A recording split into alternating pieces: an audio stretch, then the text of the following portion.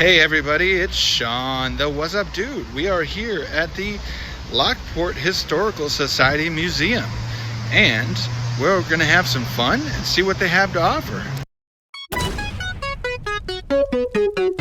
This is Sean, the What's Up Dude. And opened in 1848. But it started much smaller from the end of that room to the end of that room.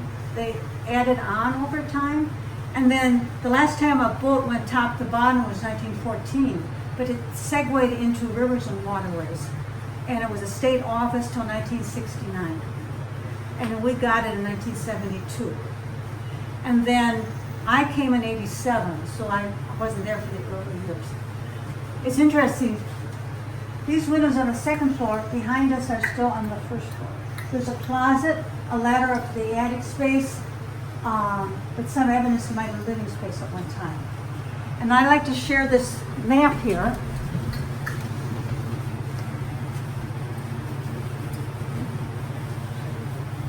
This was just before statehood. Notice how it's very settled down here because they came along the rivers. Part of the Northwest Ordinance, and the bottom of the lake this is where the border would have been, and maybe where Midway Airport is today. But they wanted to, give Ohio and Ohio and Indiana some shoreline. So like there was the Toledo Strip in Ohio where they wanted to give it to the state of Ohio and Michigan objected. So to whatever, they gave the Upper Peninsula to Michigan. We give the Toledo Strip to Ohio, but you're going to have the Upper Peninsula. And then Michigan City, Indiana thought they were going to be in the state of Michigan. Of course, they're in Indiana. And this was the Indian boundary line. They anticipated a canal connecting the Illinois to the Mississippi, and this would have been whatever's. But 1818 for statehood, they didn't have enough population, but they knew being a state would bring in more settlers. So they wanted more population. They wanted Galena, center of the lead mining industry. So all these things came together. And then, of course, this was Michigan territory, Wisconsin territory. They didn't have much to say about the boundary line. Illinois, 1816, Indiana, 1818, Wisconsin, 1848. That was much. And when Wisconsin became a state, the boundary went across the Mississippi. St. Paul would have been in Wisconsin. But for statehood, they didn't want to have to divide like two jurisdictions. So the boundary was Wisconsin to the east of the rivers and Minnesota. And then Minnesota became a state in 1858. Of course, by 1848-58, the Mississippi River became a major transportation hub. So this is an interesting map, I think. And then, do you know the first major American canal? Out east? The Erie Canal. Across the state of New York. 363 miles, 83 locks. That connected where it came Chicago to the east, and this canal connected Chicago to the south and the west. I'm not sure the date of this, but it was a state office in 1969. The interesting geology determined England had rivers were people could travel on, but canals was man-made for more control. England had a canal near first and be copied. Still near a river source, like this canal had 4 feet of rivers.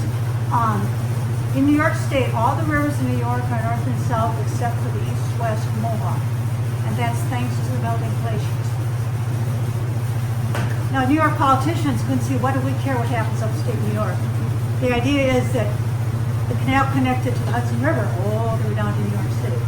And the Erie Canal made New York the premier eastern port over Philadelphia. And this canal made Chicago the premier port over what city along the Mississippi, much older city. What French city was Chicago surpassed St. Louis. And then, of course, trains came, Chicago became a major rail center. And then just like fact of building bridges across the Mississippi. It's interesting that, okay, you were looking at the map, correct? Mm-hmm. My second tour, what I said or didn't say. At I-80, the linguistic dividing line, north of I-80 you have, because after 1825 people came from the east. Prior to that they came from the south. So south of I-80 you have more people with southern accents.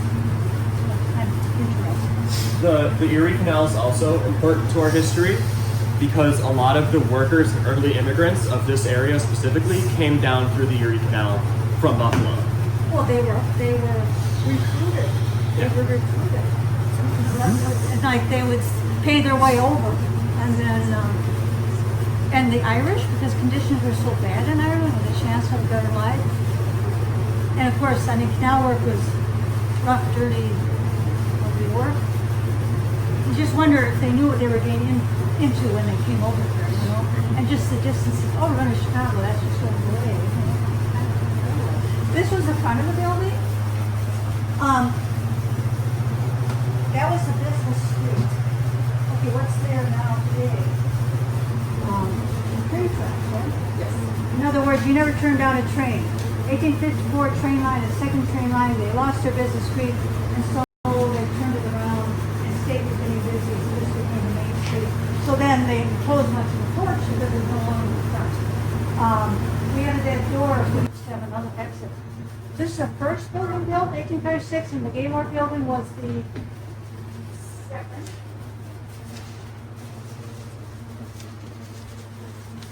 This is the Gaylord building in 1986.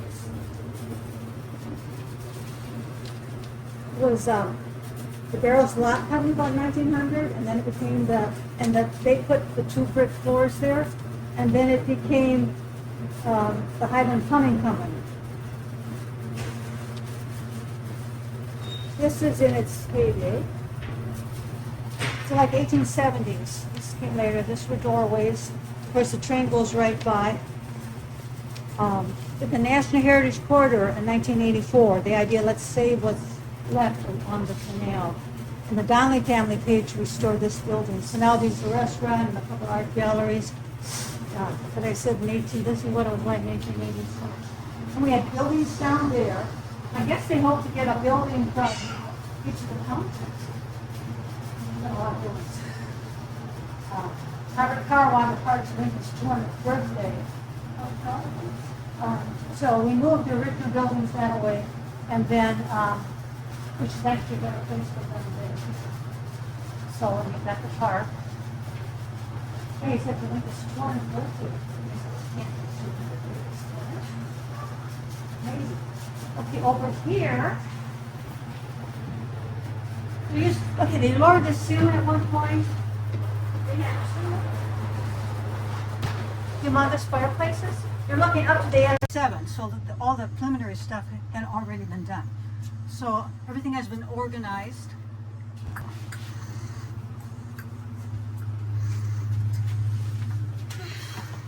It's stinky. Want to come around?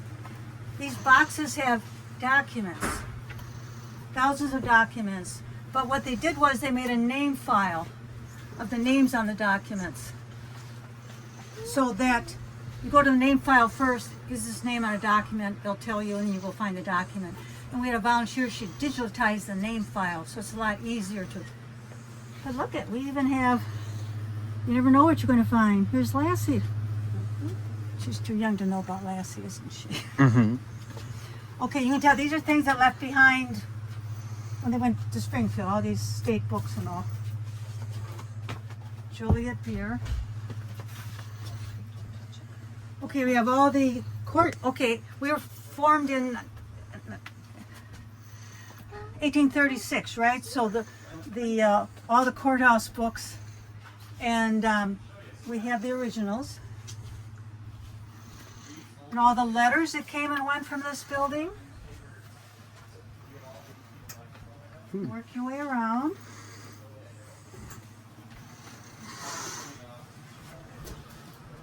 This is a research room. 1862 wall map of Will County. We paid $7,000 to restore it. $5,000 was a grant, $2,000 was our money. So we've got Lockport Township, Homer, Plainfield, Joliet. 1862. These maps are from 1873. All these names are landowners.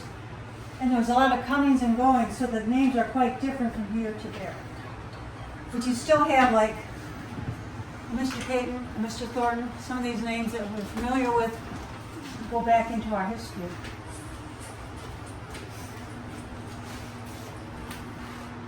Okay, gas-powered airplanes. You know Hobolt Road, John Hobolt, the lunar landing module. When he was a young person, he made these gas airplanes. So I guess they had quite a few. We only took the two older ones because obviously we take room. That's what those are from. Okay, he's our early historian. Actually, he gave two long lectures. He was early on in Joliet, and so it was like 40 years later, and he gave the history of. So he's a good writer. He looks pretty dour and serious there.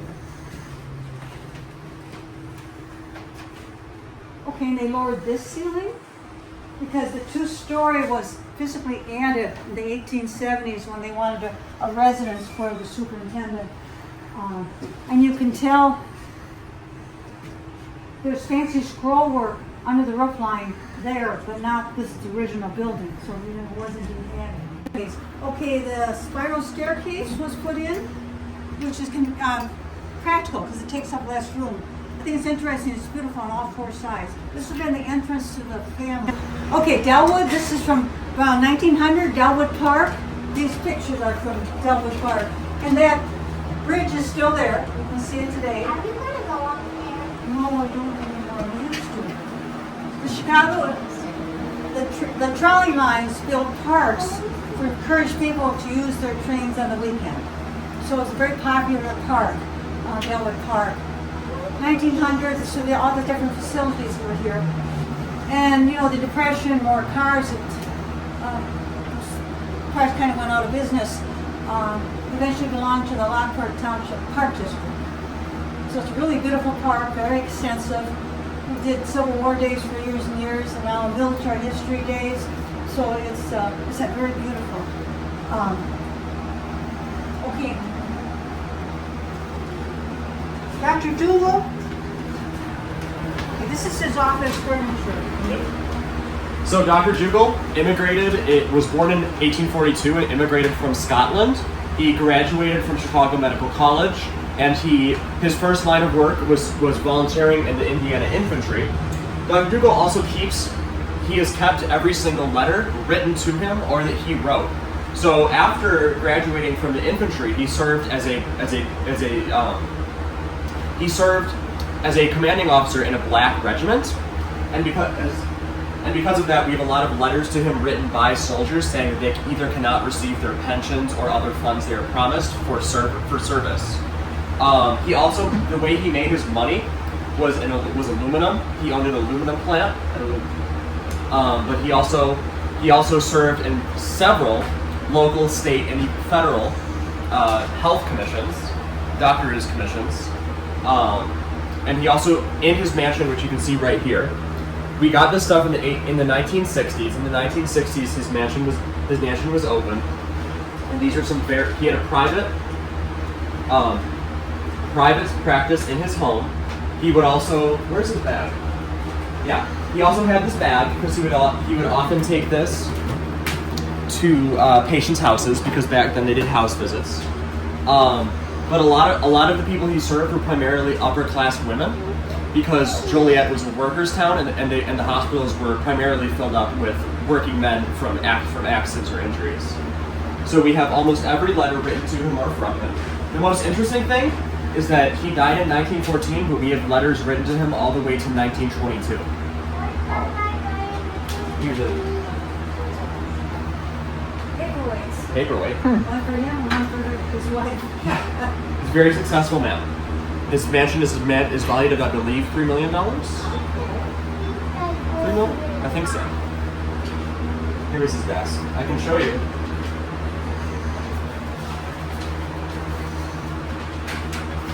Here's his handwriting. We have.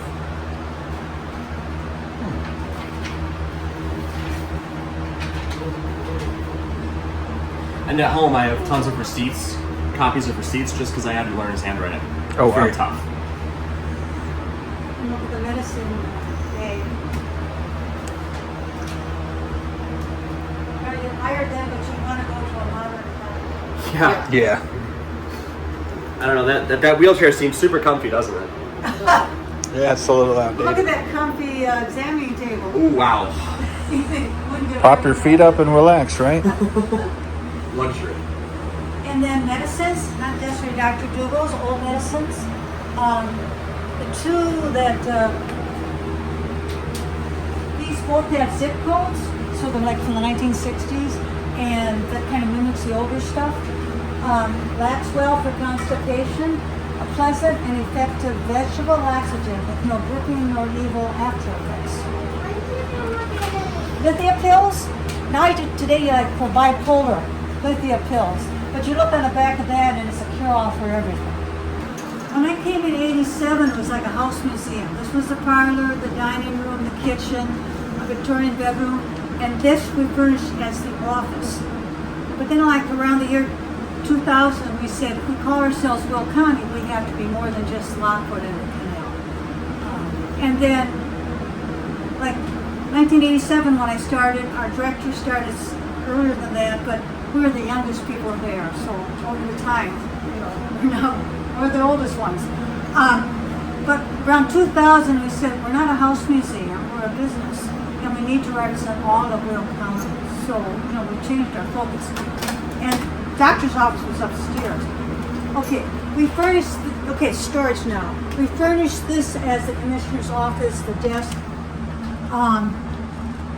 Obviously the office where we first came in.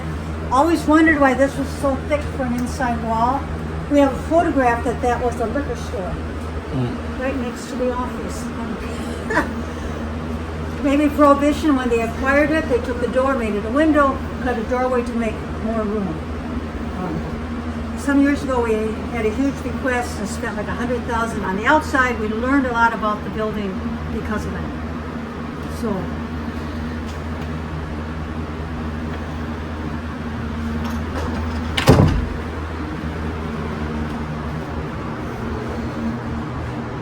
Our oldest things. Okay, John Lane, suppose he died in his favorite rocker, had one of the first steel plows. And James Ritchie is another settler. We had his rocker, 4-foot pedals. We have a lot of ghost hunters come, and somebody was telling me there were 4 of them when this was upstairs, and they had tape recorders. It was at night, and they said one of the guys said, "I want to sit in the chair and see what it does." When they played back the tape recorders, 3 of them were blank. The 4th one said, "Get out of my chair."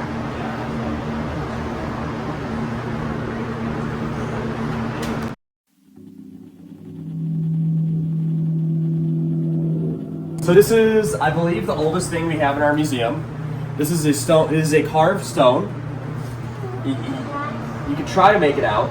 What's on the wall now? Yeah, well, J.F. Dolinsky, E.R. Mathis, West, 1751. We know nothing about them. They're most likely French-Canadian settlers, maybe British-Canadian, but this stone was given to us. Well, it ended up at Robert. It was found in 1952. It was 19. It was given to Robert McCormick's Stone Museum in 52. Oh. It's kind of clever. 3 ancient relics from Tangiers and the 4th from Lockport have been apt. And then here we have prairie chickens. Prairie chickens were in this area. They started going extinct in the 70s, and by 77 they were basically gone. They went extinct for 3 reasons. 1, the changing environment, and 2, because they tasted really good. Supposedly. I don't remember what the 3rd reason was. Of course, when you're hungry, everything tastes good. Oh yeah. When you're a settler with all the spices you got. Salt and pepper. Okay, the is called a dry sink, a pump to a cistern. It would have been a sink insert. It's always been here. There was a sag in the ceiling, and we think they took the wall out and didn't support it properly, so we put that pillar in some years ago to hold it up. And this is an antique loom, and we made rugs out of modern fabric for years and years. So that is there. I don't think we've got a light up on it. They were very, very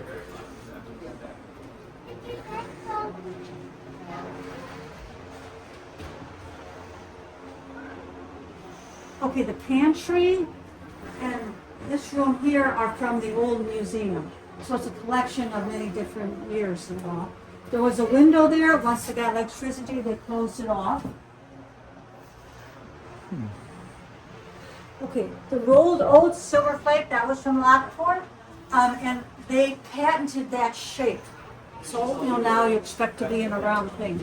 And real coffee, 25 pounds, that would have been a store box of coffee from Rio de Janeiro. So you buy a scoop and do what you had to do. Unroasted coffee lasts pretty much forever.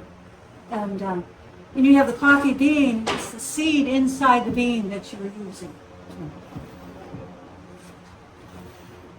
Over baking powder. Baking powder revolutionized baking. And notice the little can that most people use. Back in the day, they baked a lot more than we do. And now you have all sorts of conveniences. A lot more with tins because a lot less control of the rats, the mice, and the bugs. Mm-hmm. Well, sunshine biscuits. We would say cookies. We use the word biscuit.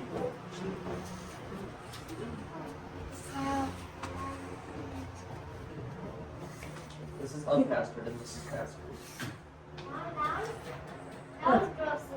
Yeah, this is a reproduction You prefer your wall of pastored? that, Yes. which was a stagecoach jack. Mm-hmm. I said, why do we need this when we have that? But you can play with this and you can't play with that. It's a good one. Fair trade. And Texaco, the first oil refinery in 1911 in the Texas oil fields. First refinery north of the Texas oil fields, 1911. The 1981 Texaco Chevron, and they decided to close their Midwest refineries. And then Chevron's been, I guess they have done it, remediated the pollutants over 20 or 30 years. So, we have an antique doorstop, which is actually, if you had a horse, if you're on your horse and have a hitching post, you could put that up, we'd tie the reins around that, we'd have it with you. So it's actually the second incarnation there. Most people have a Singer sewing machine because he was such an entrepreneur. Slot. That across the way is a stone wall. For 30 years I thought it was a building.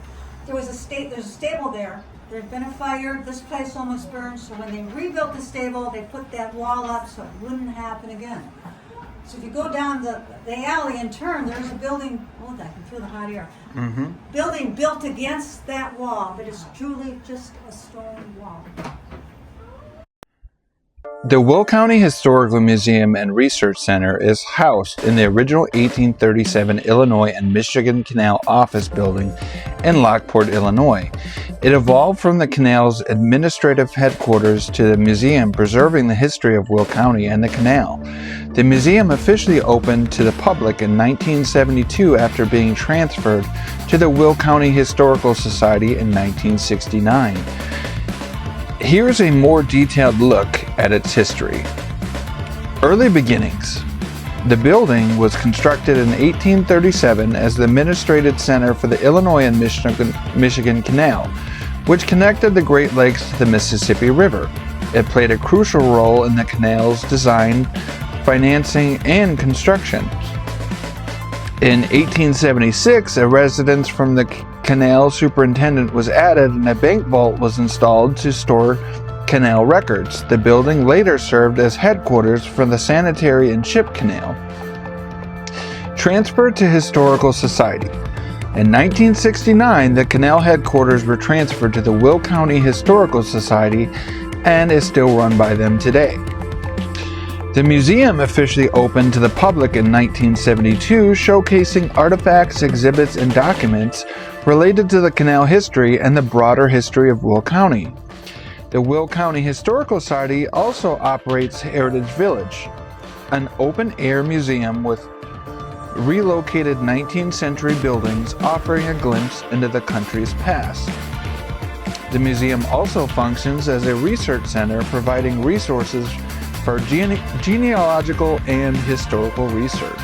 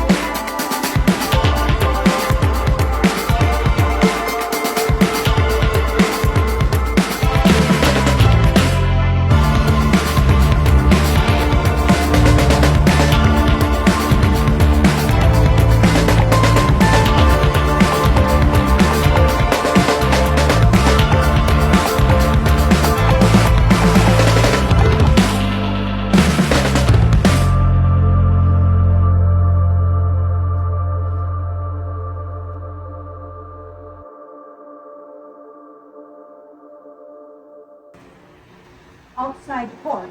And once they turned the building around, they just made more work here. And now it's our gift shop.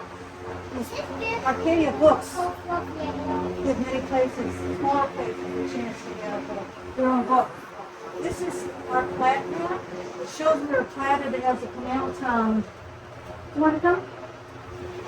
Oh, let me show you. Oh.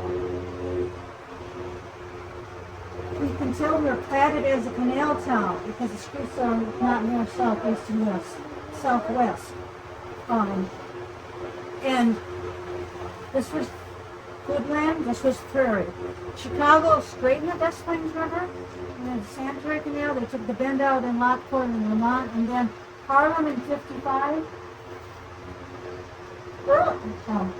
Early 55 is over the old canal.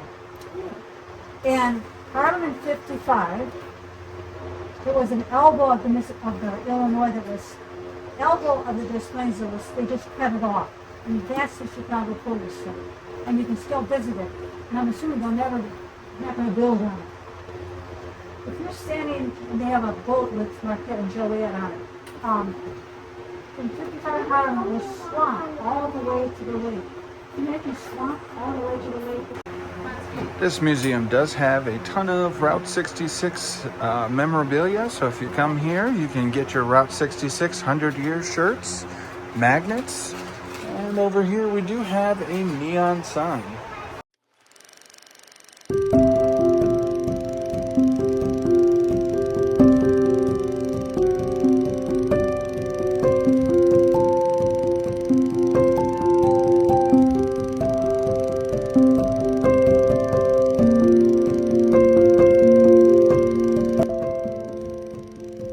Please like, share, and subscribe.